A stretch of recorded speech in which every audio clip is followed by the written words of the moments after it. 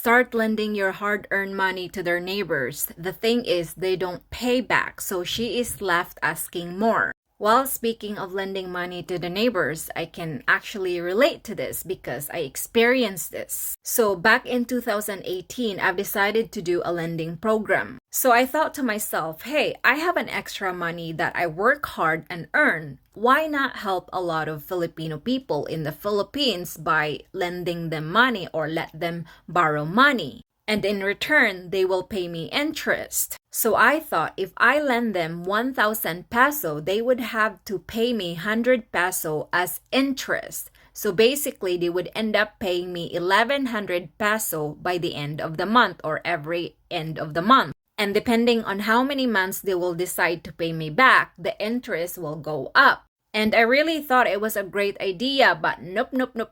It was a big mistake. So anyway, I sent $1,000 Canadian, which is 40,000 peso then. And I trusted someone in the Philippines to help me out lend the money. So basically, they will help me run the money. So the person I've trusted to run the money ended up lending all the money to the Filipino neighborhood in the Philippines. And of course, I told her to make sure to lend the money to the people who are trustworthy. And she reassured me saying, oh yeah, don't worry, these people are trustworthy. So I basically trusted her. And I even told her, don't say anything that this money came from me because they're gonna think that, oh, this is $1 money, we're not gonna pay her. And then she said, oh, don't worry, I'll make up a story. So yeah, I trusted her for that. So I thought to myself, hey, I'm going back to the Philippines in 1 year. So by the time I will go back there, I will have some allowance because people will start paying then. And I was so happy and I was really excited. And I also thought that when I go back to the Philippines, my money would double the amount. So when I got there, I was so happy because the person I trusted told me that, oh yeah, some people paid and some people didn't, but they promised they will. So I said to myself, oh, you know what? I'm gonna be in Asia for 7 months. So they have a lot of time to pay me back and I don't have to worry about my allowance.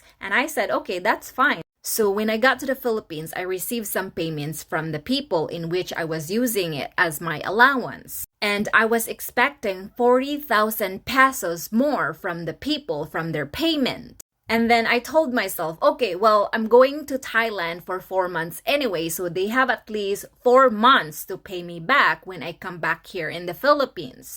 So, when I went back to the Philippines after my travel in Thailand for 4 months, and I asked the person if these people paid the 40,000, and unfortunately, she said no, they did not pay. So I said, how come they were not paying when they said they're gonna pay me on time? And then she was like, oh, they said this, they said that. They were making a lot of excuses. That's why they cannot pay. And then I said, you know what? Forget about it for now. I'll give them time. Don't worry. At least when I come back next time, my money will go up because of the interest. So I came back here in Canada thinking that, hey, these people are gonna pay me. Once I go back, then I'll have my money as my allowance. And then pandemic happens and I asked, are they gonna pay me? And she said, no, they cannot pay you because they don't even have money. Their kids got off from their work and they have no job. So how can they pay you? And then I said, okay, let's just wait until the pandemic stops. Then they can start paying me back. And I said to myself, I don't even care about the interest anymore. I just want my $1,000, my 40,000 pesos back. And of course, when the pandemic stopped, I asked her again, can you please ask those people my money? And the news that I received from her, she told me, oh, the people who borrowed money from you, they decided not to pay you back. And I said, why? Well, because apparently they were affected by the pandemic and lost a lot of money in their life, so they cannot pay you back.